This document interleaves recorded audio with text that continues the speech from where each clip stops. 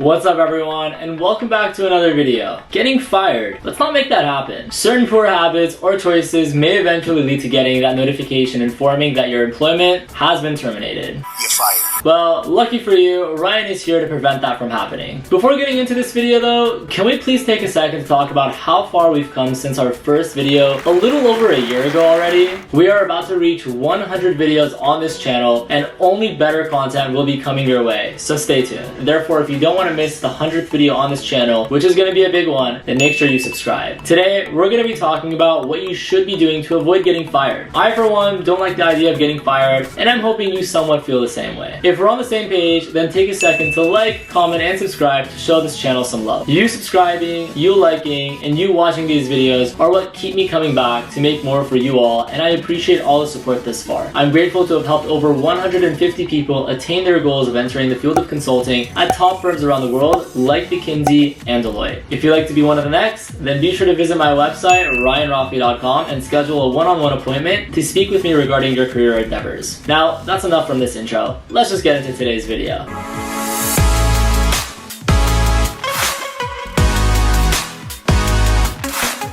Now, we've spoken about this in other videos, but I have to hit on it again because of how important it really is. And well, that's communication. Communication is critical to not only any work relationship, but it applies to everything beyond that as well. Communicating deadlines, challenges, or seamlessly sharing technical information to a broad audience are all important to your success in any role or career. Moreover, viewing the impact of communication on personal relationships is also crucial. Expressing your opinions or thoughts are natural and healthy because unfortunately, people can't really guess what you're thinking. Can you guess what I'm thinking right now? Of course you can. It's for you to like this video for the YouTube algorithm.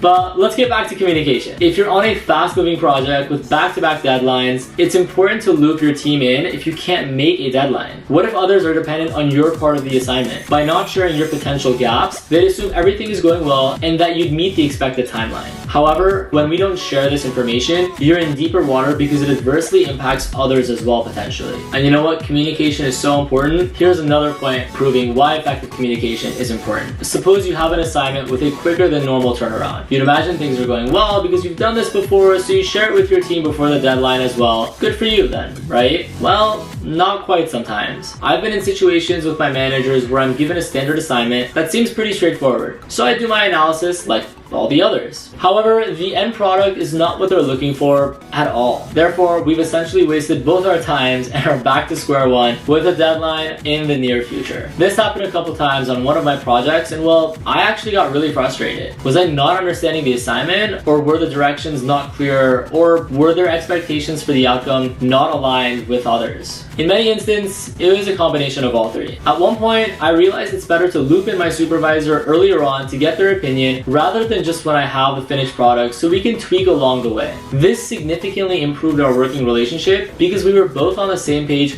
throughout the analysis. By communicating how I felt about the assignment as well as any pitfalls, we were able to better align the assignment's expectations. Now, let's think about if I had not expressed this later. We would have likely continued clashing and both scratching our heads saying, why are we even having issues? So, communication is critical, and I strongly encourage you to have open conversations with your team. Oh, and you know what? I'm gonna share something else too. And this is actually a big one. It's okay to admit to not knowing something. Do you know why? We're human. And here's the crazier thing. It's alright to ask for help. Now, I'm going to call out that you should not run to your team every time you come across an issue. If you're a consultant, you should be able to problem solve. Critically think through your assignment and see how you can resolve it independently first. Take the appropriate steps individually, and if you still hit a roadblock, then communicate to your supervisor the issue along with the steps you've already taken to show how you have thought about this and how you are working toward a resolution, as opposed to just leaning on them for support right out the gate. Now, on to my second point on what not to do to get fired at your firm. This one here is actually one of my pet peeves, so listen closely. You ever work with those people who think they're better than everyone else? Yeah, I have to. And well, they will do everything possible to show others how much work they've done or how much better better their work is compared to yours. Trying to one-up your colleagues at work is honestly just embarrassing. I know that's unfortunately the culture or norm at certain firms, but how they treat others at work is likely the approach they take in other relationships as well. Yeah, I'm a full-time consultant and a part-time psychologist, in case you haven't noticed. Therefore, here's my take. There will always be those who can do your work a bit better and those who can do it just not as great. Give a lending hand to those who might need your help, because you may one day end up being in a position where you don't know something. Would you rather have the person who's better than you at that assignment mock or help you? At your firm, you may have that Ivy League alumni who graduated summa cum laude and another consultant who graduated from a state or local university with pretty good marks too. But guess what? You're still at the same firm. So despite taking different journeys, the current environment is the same. Therefore, you're not better than anyone else. I have colleagues at work who are top performers. They complete every analysis and every ask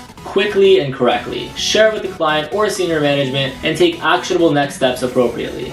However, here's the issue. They lack the personal skills that make them an effective consultant. They have the notion that I am superior to Ryan or other consultants and I will make it known well. When I speak with other team members about that individual, they all say the same thing behind their back. They're amazing at their work, but I just don't want to work with them. Therefore, don't be that kind of consultant who thinks that by sabotaging, you'll get ahead and become everyone's favorite. Don't be that person people have to talk about behind their back. Have a positive impression on others, do your work well enough, and they may not want to get you fired. Obviously, there are many other components and decisions for them to want to have you leave the firm, but taking or avoiding the steps I shared with you are crucial. Communicate effectively and don't try to one-up your colleagues. So, if you found this video helpful, please take a second to like, comment, and subscribe to share your support. And if you feel like I missed any other main points, feel free to comment them in the bio below. I'd love for others to learn. I've linked several other videos in the bio below that I also think you'll be helpful as well, so be sure to check those out when you have a chance. As always, thanks for watching.